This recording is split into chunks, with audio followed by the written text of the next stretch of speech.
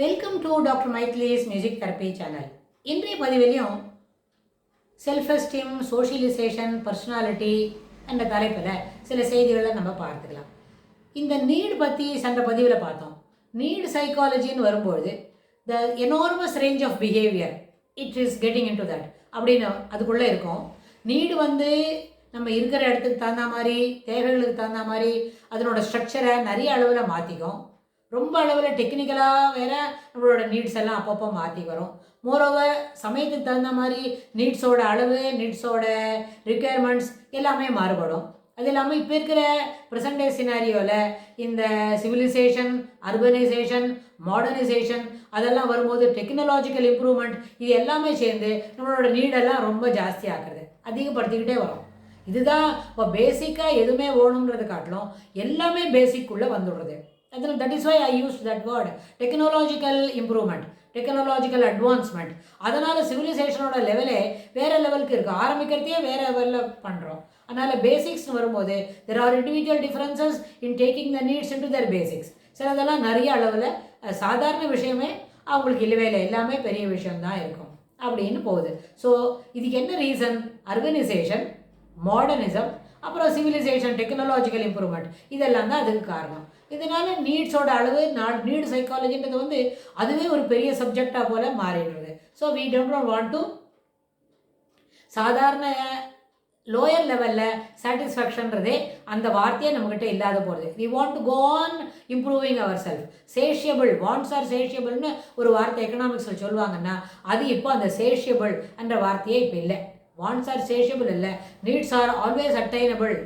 நீட்ஸ்ன்னு சொன்னாலே to be attained அப்படின்னு தான் மீனிங்னு நம்ம பிள்ளைங்கள்லாம் சொல்ல துவங்கிட்டாங்க. இந்த ப்ரெசன்ட் டே சினாரியோவில் யங்ஸ்டர்ஸ்க்கு அதுதான் மைண்ட் செட்டில் இருக்குது. ஆனால் சிலவங்க இருப்பாங்க, சிலவங்கன்னா சம் ஃபியூ பர்சன்டேஜ் ஆஃப் பீப்புளுக்கு எப்போவுமே காக்னிட்டிவ் டிசானன்ஸ்க்கு நம்ம இடம் கொடுக்கக்கூடாது அப்படின்னு நினைப்பாங்க. என்ன காரணம்னா இப்படி நம்ம வாண்ட்ஸ் இருக்குது, நீட்ஸ் இருக்குது. இந்த நீட்ஸ் இப்போ சொன்னோம் இல்லையா, அர்பனைசேஷன்னால நீட்ஸ் ஜாஸ்தியாக போகிறது. அப்போ என்ன நினைப்பாங்க? பேசிக் பிஹேவியரில் நம்ம ஒரு பெரிய சிட்டியில் தான் வாழணும் அப்படின்னு நினைப்பாங்க. அப்புறம் அந்த சிட்டியில் கூட நிறைய பேர் இருக்கிறோம், அதாவது கோடிக்கணக்கானவங்க இருக்கிற பெரிய காஸ்மோபாலிட்டைட்ஸ் இருக்கிற அதுபோல் ஒரு சிட்டியில் நம்ம இருக்கணும் அப்படின்னு நினைப்பாங்க. சாதாரண ஒரு செகண்ட் நம்பர், தேர்ட் நம்பரில் இருக்கிற ஒரு சிட்டியில் இருக்கிறத காட்டிலும் பெரிய சிட்டியில் தான் நம்ம இருக்கணும் அப்படின்னு நினைப்பாங்க. அப்படி சிட்டியில் இருக்கிறதா மட்டும் போகாது, அவங்களோட ஜாபு, அவங்க ஒர்க்கிங் பிளேஸ், அவங்களோட ஒர்க்கிங் சுச்சுவேஷன் இருக்கே அதுவும் அந்த சிட்டிக்குள்ளேயே இருக்கணும் அப்படின்னு நினைப்பாங்க.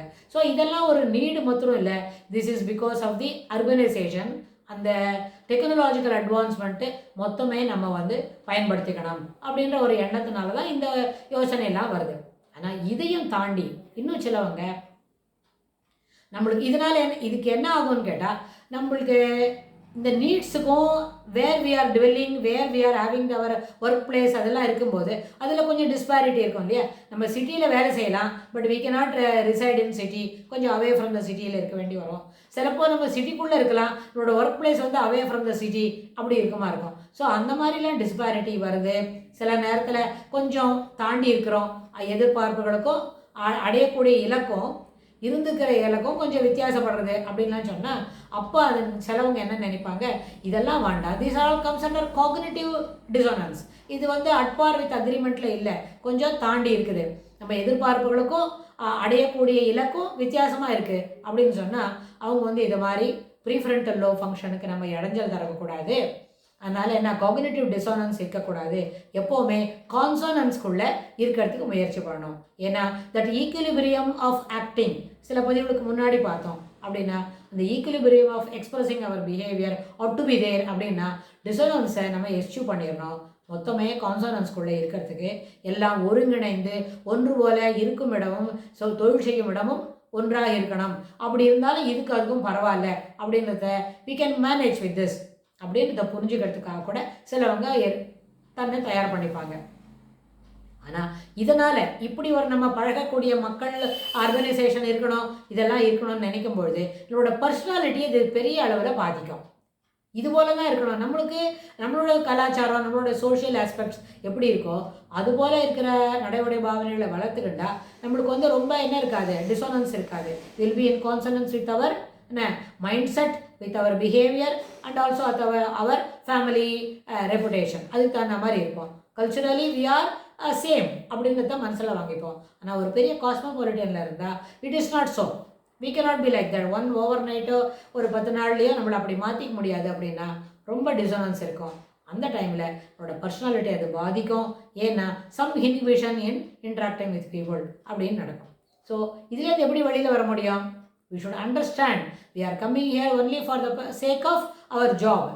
The moment our elevation is coming from நம்மளோட ஜாப் நம்மளுக்கு இந்த இடத்துல முடிகிறதுனா ஆட்டோமேட்டிக்காக நம்மளோட நேட்டிவ் பிளேஸ்க்கு நம்மளோட ரெகுலர் டுவெல்லிங் ஏரியாவுக்கு நம்ம போயிடுவோம். அங்கே இருக்கிற ரெசிடென்ஸ்க்கு தகுந்த மாதிரி நம்மளோட பழக்க வழக்கங்கள் சிறப்பாக அமைஞ்சிருக்கும்.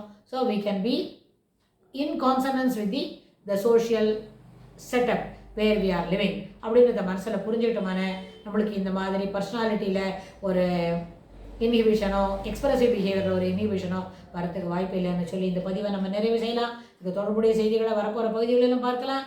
Thanks for